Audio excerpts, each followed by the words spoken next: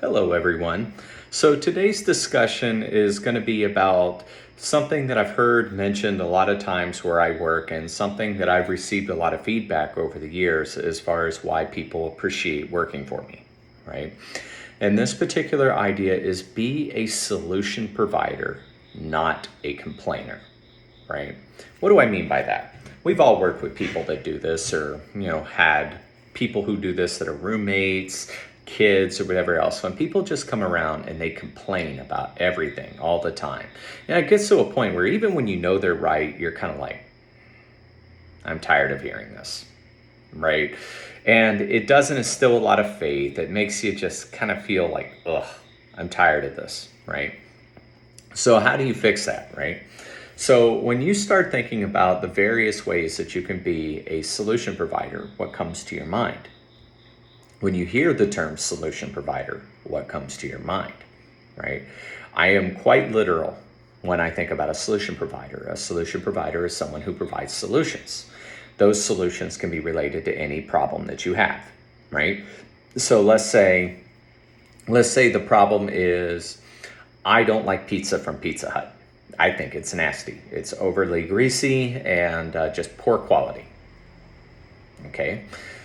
Well, if someone says, hey, let's go to Pizza Hut, and they're like, I hate Pizza Hut. It sucks. And you're like, all right. Do you not want pizza? No, I want pizza. Right. And when you mention, well, how about Little Caesars? They're like, oh, Little Caesars sucks too. Okay, Papa John's. Oh, that Papa John's scandal. He's a racist. I don't want to eat there. And you're like, okay then, right? So I want you to kind of go through that process with anything that people have complained, and you've provided a lot of answers and they just keep complaining, right? Those complainers typically get a pretty bad reputation, and they make it to where individuals don't want to work with them. Individuals don't want to be around them.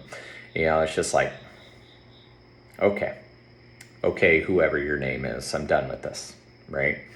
So being a solution provider, when someone says, hey, I'd really like to go to Pizza Hut, using the same analogy as before, I'd really like to go to Pizza Hut. You want to go to Pizza Hut? And solution provider mindset would go, I'm not really fond of Pizza Hut, but were you wanting to go there for pizza, or were you wanting to go for like the wings? And they respond back, I wanted to go for the pizza. Well, I found that Domino's recently has had like some really good pizza. Like the Domino's at this location is like really good. Why don't we try that? Are you okay with that option?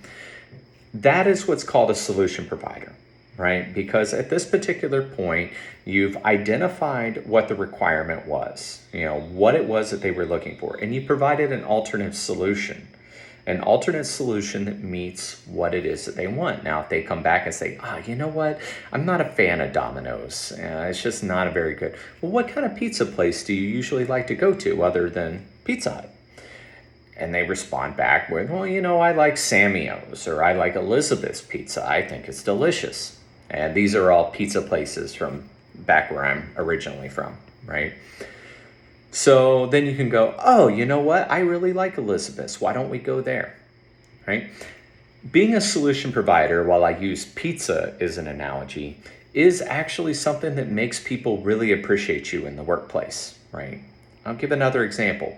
Let's say everyone's been having a really hard time understanding the purchase forms that you have to fill out for your job.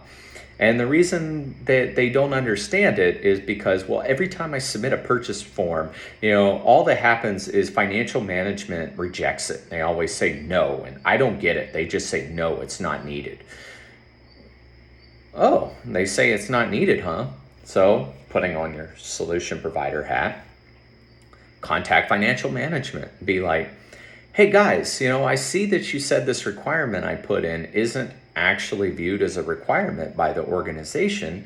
Can you tell me why financial management felt that this wasn't an actual requirement? And they'll come back and tell you 9 times out of 10, they'll say exactly why they felt it wasn't a requirement, which, going to a personal occurrence of mine from last year, right, in the organization I am currently working for, had a lot of these rejected purchase request forms, right? And then just constantly just one word denied, that was it. We don't approve it. And I start going, well, why isn't it getting approved? And it wasn't getting disapproved at our level, it was getting disapproved at many levels above ours. So I was trying to figure out, well, this has been approved by everyone at our level. Why are you rejecting it? So in the process of trying to seek to understand rather than complaining about why the forms are being rejected, I ended up uncovering that, well, we were doing a poor job of capturing the justification. So those people who didn't work in the same industry as we do, but were deciding on if it was a requirement or not, couldn't interpret it. They didn't know why it was a requirement. The justifications were weak.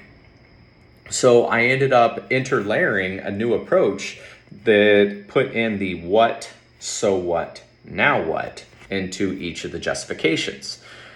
In doing that, all of a sudden the the purchase request forms that were constantly getting denied at that level, all of a sudden just flowed straight through every single time. They understood now that, oh, this is what this requirement is for, and this is the impact it has to the organization, and this is the value that we get back by funding this. Oh, absolutely, we're definitely going to fund this requirement. And being that solution provider, whereas most of my other peers just sat around, oh, you don't even bother wasting your time submitting a purchase request. They're just going to deny it at this level. That's what they always do, right? The complainers perpetuated the problem. Right? Things never got any better, and it got to the point where they had developed what's called learned hopelessness, right? Whereas being a solution provider, I sought to understand where the problem was occurring, how I could fix it, and implemented a solution that managed to make it to where that's not a problem anymore. It doesn't get denied at that level anymore, as long as you do what was prescribed from the original guidance, right? So I highly encourage every single person to be a solution provider, right? And if you don't know a solution, try to research a little bit before you actually bring up concerns, unless this has to do with a legal, moral, ethical, or safety thing, right? Obviously, if it's one of those four things, please immediately, put your concerns forward, right? And you can still be a collaborative element, but make sure if it's legal, moral, ethical, or if it's safety, you're speaking up, because sometimes being quiet for an extended amount of time while you try to find a solution for it can result in you having shared liability for whatever it is that it occurred. But in any other instance, try to figure out what ways would you recommend to solve it, and seek to understand what is the problem itself. Now, there's a lot of times, like in this case, the problem was described to me as, well, they just always deny it. They made it sound like these people that were the approving authorities, just hated us and didn't want to give us any money, right?